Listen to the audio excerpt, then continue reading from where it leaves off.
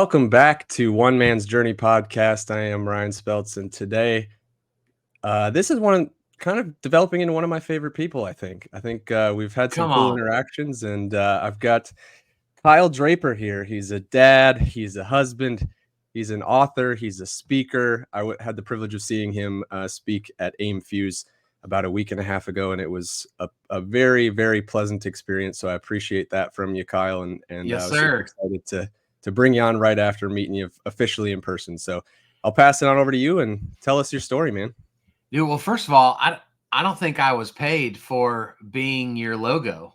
I didn't that's my body in that logo, I think. Yeah, my bad. I'll work on that after So if you want to after cut me a check. yeah, That you guys, can that get may not even be funny. If you're listening to the podcast, then that's not even funny because I'm a big boned person that looks nothing like that logo.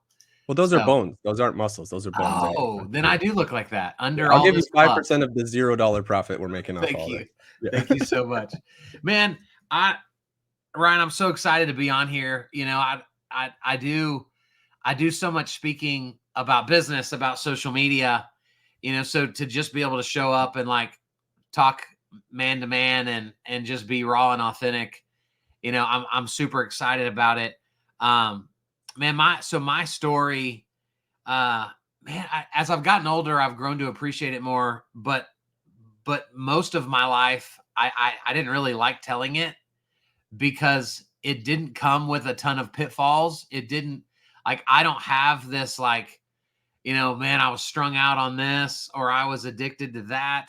I grew up in an incredible family where my family had all been pastors and so I grew up in a Christian home where mom and dad genuinely loved each other and were present and available to us early, in elementary school. My parents got into a business where they actually started making money, and so I got to watch them grow an incredible company, and so now being 40 years old and a business owner, I'm so much more appreciative of those things that I didn't appreciate early on. But man, what's been the biggest thing for me throughout my story is just the consistent message of loving people. And I think, especially when it comes to men, we're kind of painted as the more macho you are, the less emotions you should feel. And we have to be careful letting our family see us cry or struggle.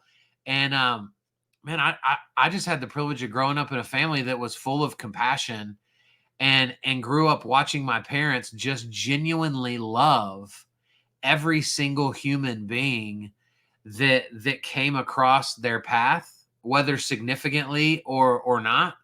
And it's my favorite part of me. That now I'm a guy that, man, I just freaking love people. I love people. And so whether that means, I get to speak in Vegas in front of, 2,000 people with you last week, or I get to sit at coffee with you when you're in Dallas, Fort Worth sometime, and we spend 2 hours together just talking. I just love waking up every day knowing that this is another opportunity to impact somebody's life. And it requires vulnerability to do that. And it requires selflessness. And those aren't typically two of the qualities that manly men are identified as. And so in a weird way, maybe I've had a complex that I think I'm manly, but I don't do all the natural manly things. I don't own an axe. I don't cut wood. I don't hunt. I don't, so yeah, man, it's been an interesting journey. And I'm excited to see where this conversation takes us.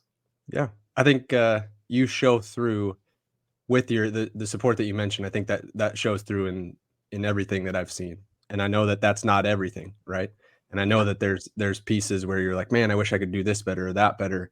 and just from the outside in, everything you do has that message behind it, whether you say it or not. So that's there's a reason that I continue to come back to you like, dude, let's connect, let's get Yeah. me being on your podcast and now you being on this one. Like it's such a cool experience to connect with somebody that we just met for the first time last week, and we've known each other now for 6 to 8 months, and it's really cool. So you mentioned that you didn't have any struggle, and I'm going to challenge you on that, Kyle, Sure. Sure. because I think that there is something there if you're being honest with yourself, and maybe the fact that you didn't have struggle is the struggle. Yeah, And and I think, Ryan, obviously I didn't live a life absent from struggle.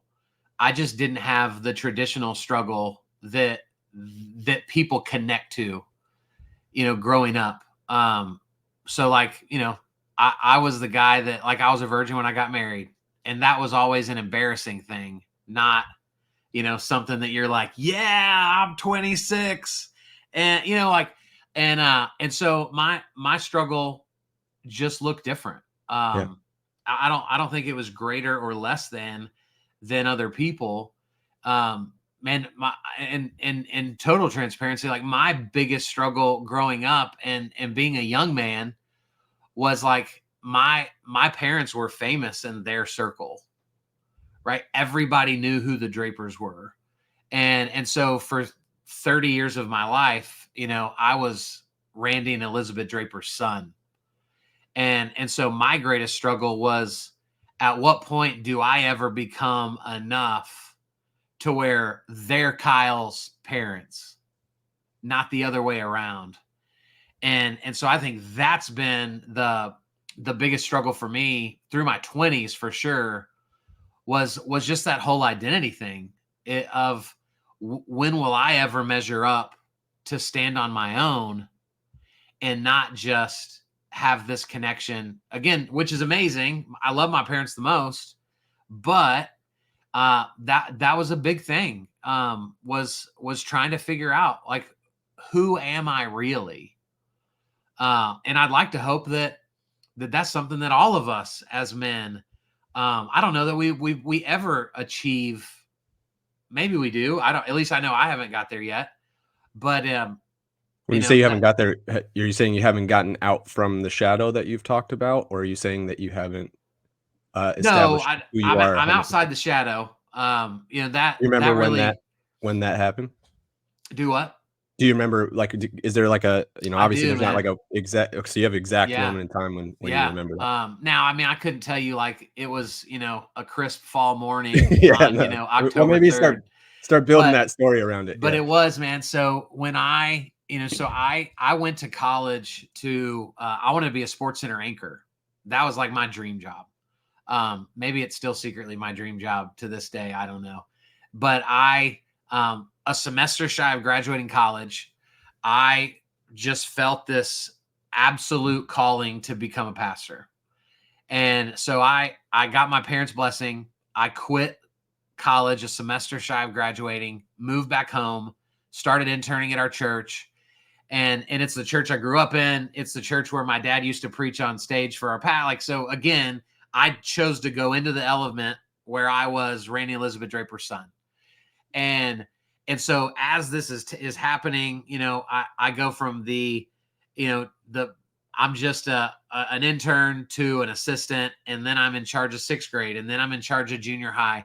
And I'll never forget that I had moved from, like, our main location. This was at a mega church with multi-site. And so I'd moved to a different location where no one knew who I was at the time. No one knew my family. And a few months later, my parents come out to visit on a Sunday, and people start going, "Are you Kyle's parents?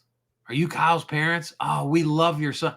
And it was the first moment for me where I was like, these people don't like me because of how great my parents are. These people don't like me because they just want to be close to a Draper. Like, these are my people. And my parents are the visitors. Like, they're the ones that are foreign to them. And dude, it was such a it was such a liberating moment to finally feel like, in that moment, I think I was like, I've arrived. This is the greatest day of my life.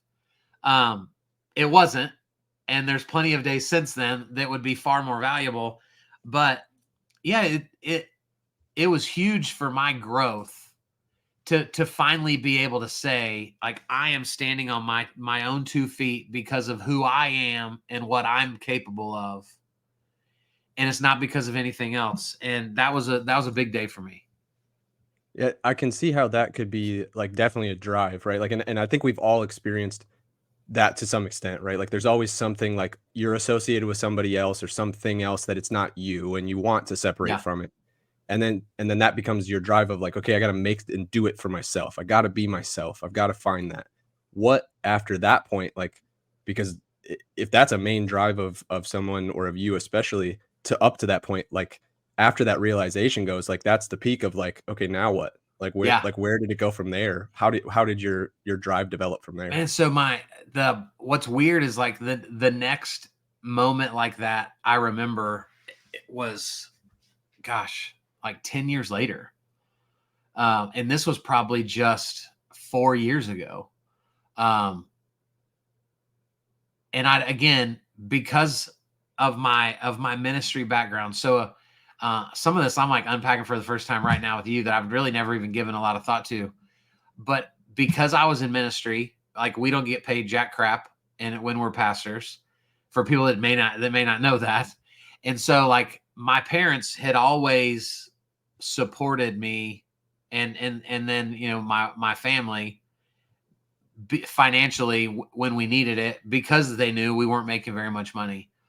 And so I think I took that for granted. And so when I left church ministry when I was 30, about 10 years ago, and got into the business world, that carried over. If I ever got stuck, if something ever happened, like, they were always there to bail me out. And I remember about 4 years ago, um, I was speaking at an event, and during the event, my wife was calling me, and I couldn't answer, and I call her back after the event's over, and she informs me that, like, the lights in our house aren't on, and the reason they weren't on is because we couldn't afford to pay the light bill. And um and I'm having this moment, and so we get off the phone, and my first thought, bro, was call your dad, right? Like, he'll give you the money to. And man, I don't know why, like, this didn't happen sooner. And I don't know why that day was the day that it happened. But that day, like, I remember sitting in the country club parking lot where I just spoke, and going, this is it. I'm not, like, if I make this call, who knows when I'll ever actually stop enabling myself. I could blame my parents, but the reality was I'm putting myself in these positions. And and and so I remember going, no, I'm not going to call them. And being honest with myself, I knew that I had all these people that had said they wanted to coach with me, but I wasn't following up. I wasn't being intentional. I wasn't putting in the work. And bro, literally, I sat in that parking lot. I made 4 phone calls. I picked up 4 $1,000 a month clients in less than 20 minutes, and it changed everything. And so that was really, like, the moment at church. What was more about, ego and pride.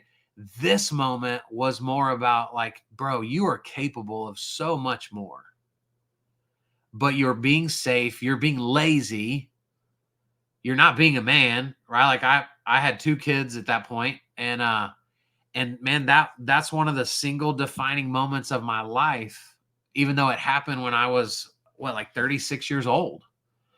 For me to realize, like, the only thing standing between me and what I want is my willingness to work for it. And that was a huge thing for me. And something that even to this day, like, I still have to be intentional about, because one of my greatest weaknesses is, like, I love to be lazy. Mhm. I don't have, like, I'm so jealous of of so many of my friends that just have this relentless work ethic. And I've always thought, man, like, I wish I had that.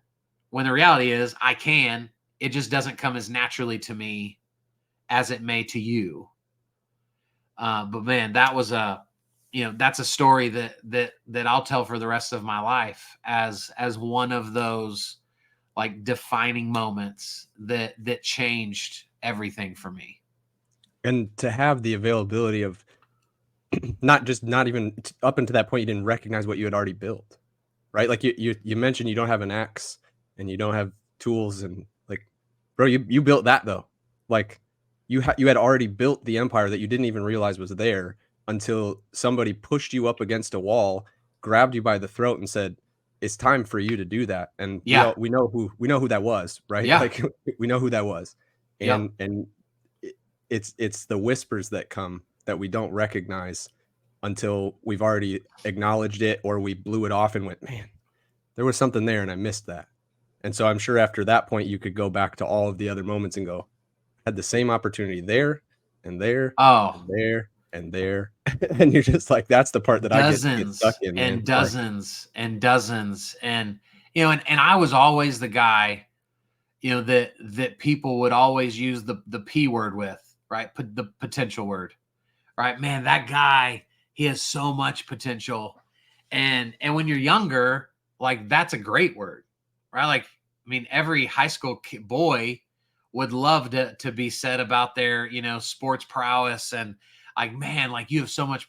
But when you hit your 30s and that's still the word that people are saying, man, it starts to sting, and at some point, like, I mean, we've all seen how many people wash out of pro sports that came in with so much potential, and for whatever the reason, they never got there.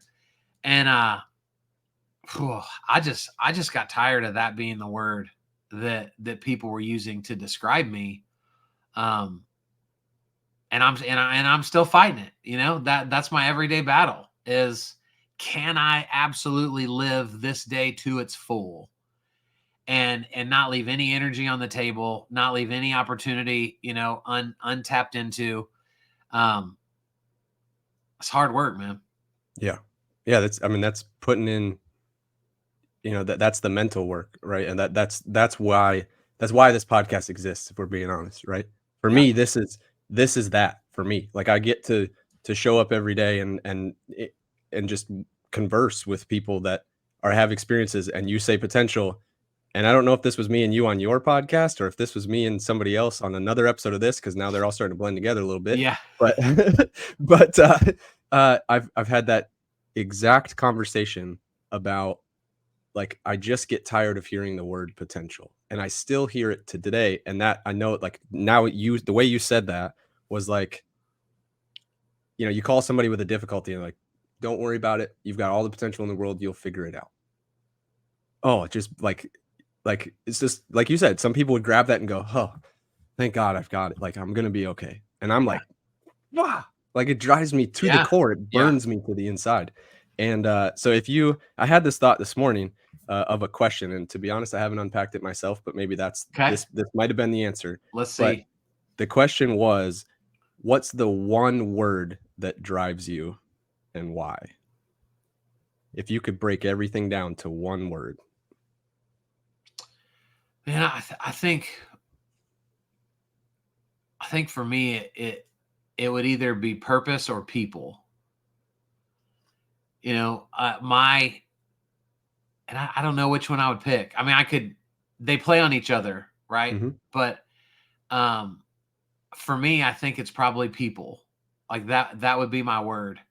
Um because I feel like God put me on this earth to be an encourager of people, um to be a motivator of people, that there's always somebody that has it worse than I do. And so, I feel like I've made it my life's mission.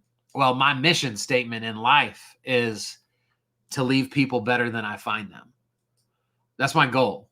In every room I go into, when I'm in Vegas with you last week speaking, like my sole purpose is that every single person that I interacted with, whether we got to hang out or whether we just got to pass in the hall and I got to smile at you, but that you would leave that event going, man, you know who stood out to me? Was that Kyle Draper guy. And not because of him, but because of the way he made me feel when he was present. And that's it, man. Like that's, if I can do that well, then I truly believe that everything around me gets better. Now, my struggle in that is that I can be so good at that my family gets the crumbs from the meal that I serve to everyone else. Right? Because you know this, you work with people every day. Like people are exhausting, yet I love them. And so I exhaust myself every day pouring into people. And so where I have to really fight and where I need to be way better is that I don't give them 90% of me and then leave the remaining 10 to be split up between my now 3 kids and my wife. They deserve the absolute best. And so that is incredibly difficult because at some point I have to say no to the people that I want to help in order to nurture and serve the people that God ultimately called me to the most, which is my wife and kids. Now there's a couple different directions there of the you say you're cutting them off and you have to say no to them in a way that can help them because Sure. it can make them self-survive for that period of time that you're not there, right? So there's a positive side to that too. Yeah. The other piece is you mentioned giving the 90% and you're only got 10% left over. What do you do for yourself in that time frame to get that 90% back so that you can then give 100%, which I know you want to do, to your family? What fills that cut back up for you? Yeah, man, it's a great question. Right now, probably not much. Like where I end up replenished at the end of the night, whether it's watching sports or watching a show with my wife after the kids have gone to bed, um, and so it's not being done intentional enough. When I used to work outside of our house, because now my office is at our house, right? So there was that drive home or on days that like I speak on the other side of town. I've got an hour in the car that kind of allows me to decompress and I show up with more energy than I would have. But a lot of days, I mean, I walk out my office door and 3 steps later is the kitchen and there isn't anything that in that moment of transition I've used to refill myself. And so it now it just has to be intentional of, even though I say I have 10% left, like I can give more. It's just not going to come naturally. Like I've got to force it. I've got to say, no, you're not going to sit on the couch. Like you're going to go, play in the backyard with the kids. And that is what needs to be done more. Because again, I told you in the very beginning, like my kryptonite is like, I love being lazy. I love just sitting on the couch and watching TV. And so I need to do a better job of figuring out like what that replenishment looks like so that I have more to give. Yeah, this is one thing that my wife and I have continual struggles over because I work from home as well, and my office is in the middle of the house. Like, it's the last Yeah. door before the big room with the kitchen and the dining room and the living room, and it's the first door on the way to the bedroom, so, like, literally, it's middle of the house. So, I walk out of the door, and whether she's in the bedroom or the kitchen or the living room, Yeah. I'm in the middle, right? And so, we've worked on that of, like, "Okay, I'm gonna head towards the back of the house, and I'm gonna go out the back door, I'm just gonna take 10 minutes." And like sometimes that strategy works. Obviously, if there's something that crazy happened in a day, sometimes it doesn't. But that's been a big thing for us too, is just like, okay, I've got to have that separation time. Otherwise, you're not going to get the best of me. Like if Yeah. you try to jump in, it's like, and it's not even preventable at that point because you're coming right off of high energy, high output, high helping to I need a break and I'm not getting it. It doesn't work Yeah. that way. Well, bro, wait till y'all throw kids in the mix. And now, like, I'm exhausted because I've worked all day. My wife is equally, if not more, exhausted because she's been with kids all day. But then she wants to pass the kids off to me, rightfully so. But in my mind, I'm like, but I just work too, like, and so, dude, this is just why, and maybe this is a turn in the conversation. Like, I think for men, we need to do a better job of sacrificing. I think it's so easy for men to say, like, you're the mom, you need to deal with the kids. I'm the man, I work, I take care of and the reality is like my wife feels most loved by me when she knows I'm sacrificing inside of my own exhaustion to provide her some sanctuary to go and replenish herself. And it's just so counterintuitive, right? Which is why 50% of marriages end in divorce, because most of us will never be able to truly come to it with a selfless nature where I put her needs over mine.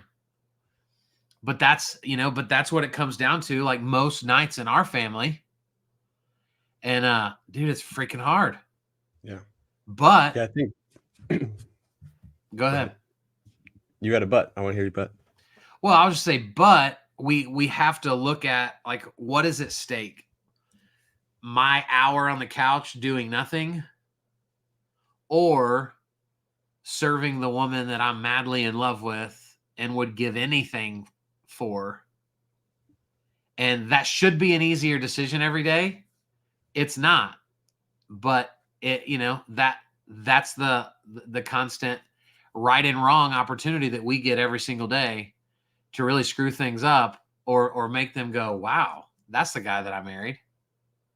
Yeah, I think we So get caught into the doing a lot though too, right? Like you're saying, when you're doing things and sacrificing your peace to do those things, or sacrificing what you would normally do for yourself, right? So we do those things. And I think we get caught in the doing a lot. And we actually just met with a counselor last night, and he asked me a direct question. He said, what does your wife want from this relationship? yeah. And I said, emotional connection. And he said, bingo. And then he asked her, he said, because they had a conversation prior, and he said, Carrie, do you know what Ryan wants from this relationship? And he said, to Sex. be believed. Yeah, dude. Like, Heavy, man. and I could feel it in my throat right now, just thinking that, like, it's such a realization, right? Yep. And so I think that that's really where your statement is going by the sacrifice piece, is it creates belief in the fact that we care, and that we do have the emotion, because they can Yeah. see the emotion through our actions. And so trying to find that way has been extremely difficult for me, Yeah. because we don't have the kid, like the kids. And I'm not saying the kids are easy, but if I had kids, for me, it would be easier, because I could go, okay, I'm gonna go take care of the kids. And it shows what you're explaining, right? Like that, it's an A plus B equals C equation for Well, me we'll do in that another scenario. episode when you have kids, Like I and said, I know it's not and easy. we'll I know it's see not easy, but the if you concept, still right? feel Like that the way. thought and the concept. 100%. I totally Yeah. see. I totally get what you're saying. And so, when it's just us two, it's like, I get stuck in the, like, okay, well, why can't you find your own peace when I'm expected to find my own peace, kind of thing. And I get Yeah. stuck in that track, and it's really hard for me Yeah. to break out of that. But the way you framed that, of they want to see that you're sacrificing a little bit to make sure that they're happy as well, that's a huge direct route to Well, what bro, we were talking about. my parents have almost been married 45 years, I think. And when you ask them, like, how'd you get here? Their response every time is like, we've spent our entire marriage trying to outserve the other one. And it sounds so simple, yet it's so profound, because most people don't have a freaking clue how to serve anybody other than themselves. And most don't even know that. So In all honesty, I mean, I think that with your parents, especially, and a lot of other relationships that have success with that faith piece that's behind that, Yeah, you mentioned that people don't know how to serve other people, and I said they don't know how to serve themselves, and it's because they don't have that aspect behind it, right? absolutely. They don't listen to the whispers that we talked about earlier. They don't listen to the Yeah, calling or the passion. It's serve the master, go to work, get the money, come home, pay the bills, and they expect to be loved because they pay the bills. that's it, man. And that's how they see as servancy. And our entire US philosophy for too freaking long has been that, right? Like you mentioned, men expect the women to stay home with the kids. I'm going to go to work. I'm going to Yep, come home, and then I'm going to go to my second job because you're not working. And then I'm going to blame you and resent you for that too. right. It just creates this entire idea of servancy that's just not the truth. Man, I want to commend you publicly on the podcast, like for y'all going to counseling, because we've done the same. We did premarital counseling before we got married, and then we do periodical checkups with our same counselor that did our premarital counseling, now going on 14 years. And so there's so many men that they won't even do that, because to even show up there, they'd have to admit that something could be their fault, and their ego, their pride keeps them from doing so. So, bro, I'm just proud of you for, having a willingness to even do that, because it's going to be the reason y'all stay married, and not just stay married, but actually stay in love and be best friends. And what we teach our kids, what I teach them the most is, the moment I hear them blaming, I say, whoa, whoa, whoa, what do we say? Take responsibility. We are incapable of change without admitting that we have some fault to play. We're incapable. We cannot change without admitting that something we're doing or not doing is the cause of that.